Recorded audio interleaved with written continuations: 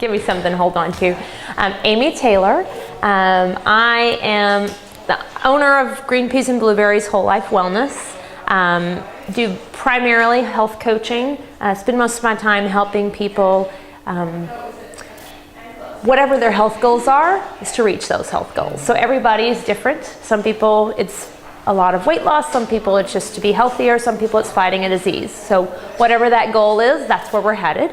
And generally I do that one-on-one. I also do corporate wellness, as well as a lot of speaking to various organizations and things. I also do personal training to complement what I'm doing from a health coaching standpoint, as well as working a lot with essential oils to give people the opportunity to ditch the drugs and do something that's much better for them. I'm also a mom. That's my favorite title. I have 2 kids that are 7 and 5 now, and we're busy, stay active, and I get to make sure they're healthy along with everybody else. So today we really wanted to talk about inflammation. This is a big one. This is probably one of the most important things you can focus on for your health. Yes, it might help you lose weight, but more importantly, it'll help you live a lot longer. My first question for you, I would say, what does high cholesterol, heart disease, stroke, obesity, diabetes, and even Alzheimer's have in common? Inflammation. You're so good. You're so good. Isn't that frightening that all of those things lead back to one thing? Inflammation. I think that's a really positive thing, because if we can figure out how to manage inflammation, we just changed the landscape of our entire health. And so that's what we're going to talk about today, very specifically, how do we do that and where does it come from? So your body's natural defense is inflammation. If you are working out, I'm sure you would never get hurt here, but you're working out, you sprain an ankle, you do something to your arm, inflammation happens. That's your body's natural response to an injury. And we want that. That's the healing process. Unfortunately, when you have inflammation that continues on and on and on and on, that's what causes the problem. And so chronic inflammation, or as you'll sometimes hear it called silent inflammation, is the inflammation that's going on inside your body, inside your cells, inside your organs, inside your arteries, all those things that's actually causing these diseases. And so what's really causing that? That's the big question. What's causing it? Because forever, one would say, you've heard people say, saturated fat is the culprit, or cholesterol is the culprit. All of these things are bad for you, and you should go on a low fat, high polyunsaturated fat, all those things. Eat the good fats, go on a low fat diet, go buy those packs of fat-free or low-fat cookies, whatever. Oh, it's low-fat, I can eat it, right? Okay, so that's where the problem has come from. Even our, Heart Association and all of these places have been touting these high-carb, low-fat diets for a long time, and that really has gotten us where we are today. I think none of us really realize even how much inflammation is going on in our body. So after I explain to you what's going on from a blood sugar perspective today and what's causing the different things that are causing inflammation, you probably go, oh my. But the good part is we're also going to talk about foods that are anti-inflammatory and things that you can do. One of them, of course, being to exercise, is a great way to do that. So the biggest culprit is simple, highly processed sugars, any carbohydrates like that. So all those little bags of cookies that are 110 calories or whatever, the cereals, all those things that are highly processed, anything sugar, flour, everything made from those is really the culprit of all of this. The other one is excessive consumption of omega-6 oils. Omega-6 oils are necessary for our body. Unfortunately, in the society that we live in today, we get way too much of them, and they are inflammatory fat. And so we want to kind of reverse that back. So first, I want you to imagine, the stiff bristle brush that you clean your grill with? So when you imagine that you take that and you rub it on your arm hard until it's kind of yuck, bleeding, inflamed, feels terrible. Now I want you to think about doing that 4 or 5 times a day, every day for 10 years. It's pretty gross, right? That's the best example I can think of what you're doing in your cells every day when your blood sugar is going like this. Every time your pancreas produces insulin because it gets too much sugar, or if it has to produce more insulin because of the sugar, that causes inflammation in your body, and that's causing that continual attack on your cells. So repeated injury to your arteries and in your cells is really what we're talking about when we say silent inflammation, chronic inflammation. It's there and you're continually causing it. The omega-6 fats also, again, an inflammatory fat causing that inflammation. Think about the simple sweet roll, right? You grab a muffin, you grab a sweet roll for breakfast, and those looks pretty harmless. We know it's not good for us, but how bad could it be, right? It's small. So what is bad about that? So let's think about that. If you take, so let's talk about the process of blood sugar, and then I'll kind of give you an example. So you eat that simple sweet roll. It goes into your body, and your body produces insulin to carry that to the cells. So of course your cells need carbohydrates. It needs the glucose, which is what's broken down, carries it to the cells.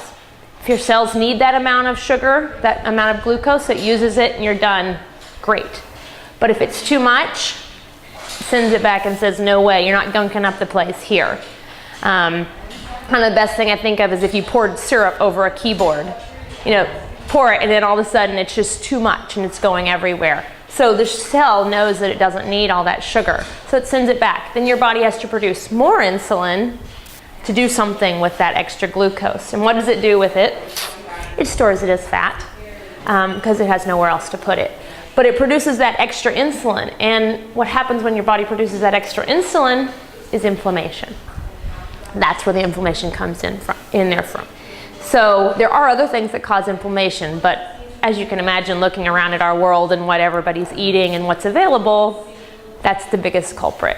Kind of that constant introduction of processed carbohydrates that push that blood sugar way too high, and then that's where that insulin comes in. Constantly having to pump insulin to bring those sugars down.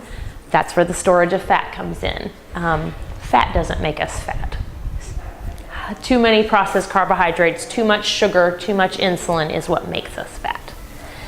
What else does insulin do? Oh yeah, it also tells your body to hold on to fat. The worst case scenario.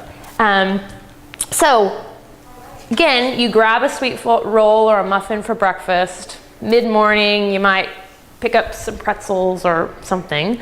At lunch, you've got a sandwich, from Subway that has 3 times the bread that a regular sandwich would have, and probably some chips. And then you get hungry in the mid-afternoon and it's a Dr. Pepper and a Snickers. And then you maybe grab some, chocolate bar, or you're nibbling on some chips after dinner, whatever. How many times has your blood sugar gone like this all day long? It's that rubbing of the arm with the bristle brush every time that spike is happening. And so you can imagine that that's a lot of damage inside your body. So it's not as simple as a sweet roll. It's, we should look at it and it should have, blades sticking out of it. It should look much more evil than it does, right? So what about the omega-6 fats? That sweet roll that you probably ate most likely has soybean oil in it, or another omega-6 fat. And why do they use those? Well, because they last a really long time. Those things, if you're pulling something off the shelf, it probably has quite a bit of omega-6 in it. Those are the oils, those are the fats that are very shelf stable. So again, here we come back to get away from the processed stuff, right? But we need omega-6s, we do. The problem is we need them in a ratio to omega-3s, which are the anti-inflammatory fat. Ideally, that ratio would be about 3 to 1, 6s to 3s.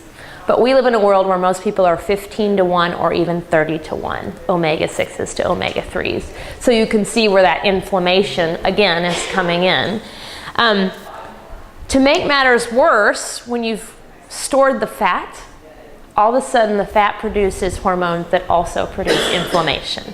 So all of a sudden, you know, I don't know if you've ever heard them say fat is an organ. The fat in your body produces hormones. It produces inflammation in your body. And so making it yet again harder to lose weight. And so we have to go back to what gets rid of inflammation, right? There's lots of things causing it. You know, the biggest thing again is our bodies were not designed to process all of these processed foods.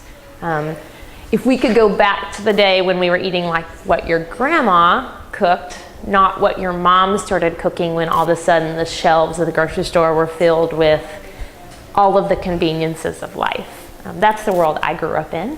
Hamburger Helper and all of the boxes of things that could be quickly put together. Probably many of us did. You know, we could talk bad about this food, that food, but if it goes back to the way that your grandma was doing it, it was real and whole. And there's probably pretty much no food that was bad at that point, besides the fact that they were moving a lot more than we probably do, right? So how do you tame the inflammation? Simply put, whole, real food.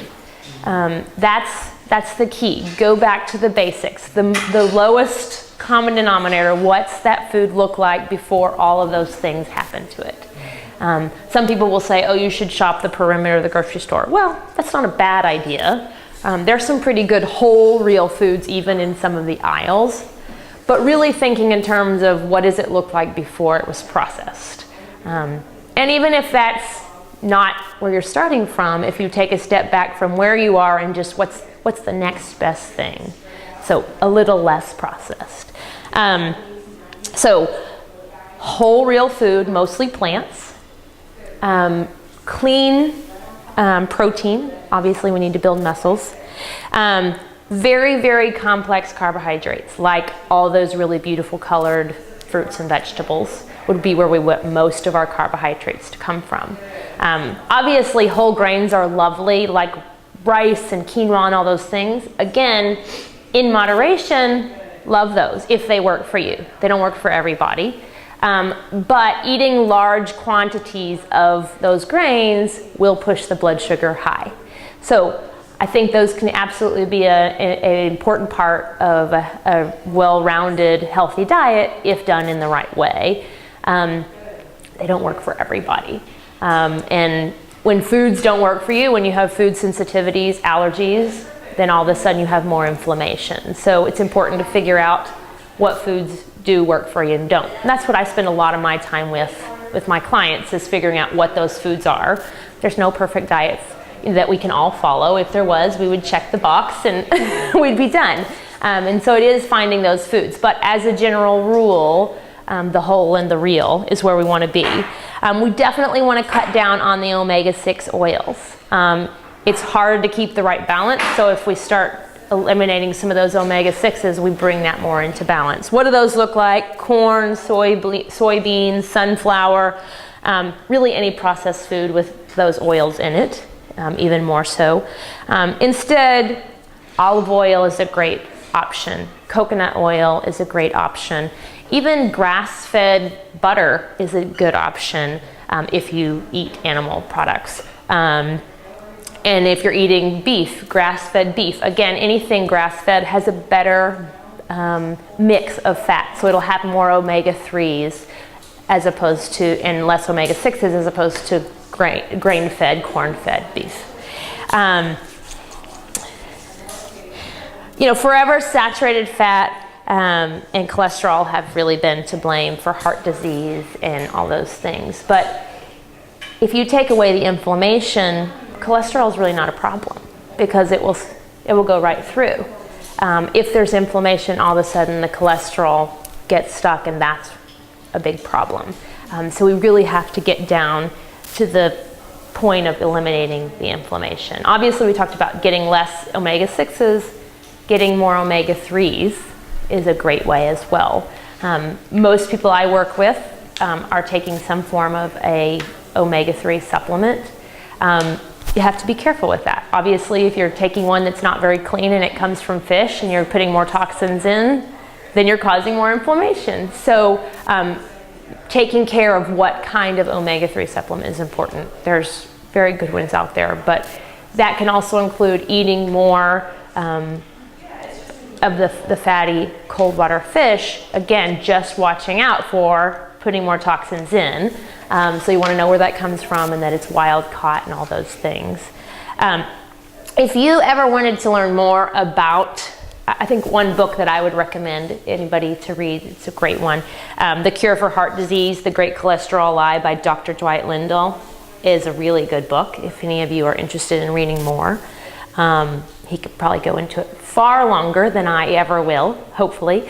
But I love that more and more doctors are coming around to the fact that this is the problem and that we have to start treating it from the standpoint of what we're putting in, and that it's not just put everyone on cholesterol medicine, and it's not just stop eating, lower your saturated fat, lower your cholesterol, because that's never going to get it if we're still eating all those high processed carbohydrates. So foods to think about putting in. So we talked about some wild caught fish, obviously is a good one. But other things that have the omega-3s in them, like walnuts and flaxseed, are really good. Other things, sweet potatoes is another great food that can help with the blood sugar. I'm trying to think, I thought I had a list of other ones here. Oh, here we are. Shiitake mushrooms, kelp, any sea vegetables are really good. Papaya is another one. So there's lots and lots. Really what we want to get to is having that blood sugar like this, as opposed to like this all day. Where that really comes from is good clean protein, lots and lots of fruits and vegetables, and exercise, plenty of water, all those other things, yes. Does honey fall into this? Does that do the same thing? So honey is a natural sweetener. If you're going to choose between sugar and honey, I would always choose a natural sweetener that's unprocessed. But again, anything with sugar, it's got to be moderation, because honey will raise your blood sugar just like anything else. You can go into all day long of this glycemic index of this sweetener versus this one, but the bottom line is if you're moderation and you're trying always to reduce the amount of sugar you're putting in, that's the important thing. So if you're using a teaspoon today, it would be great if you could use less than a teaspoon tomorrow. The littlest changes make a big difference. If you're eating a bag of snack chips, well, so try something that's more fresh. Maybe it's popcorn, or maybe it's an apple and a string cheese, but can you do something less processed that doesn't have the omega-6s in it, that doesn't have all the processed carbs in it?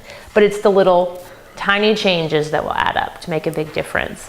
But we just want to think in terms of how can I make this more blood sugar stable, because that's the biggest thing that's causing that inflammation. Obviously, the other things we talked about was the omega-6s, as well as if you do need to lose weight, losing weight in the right way so that you don't have those other hormones producing inflammation. And then if you have any food sensitivities, any type of allergy could cause inflammation. So finding out what those foods are that work best for you is really the key.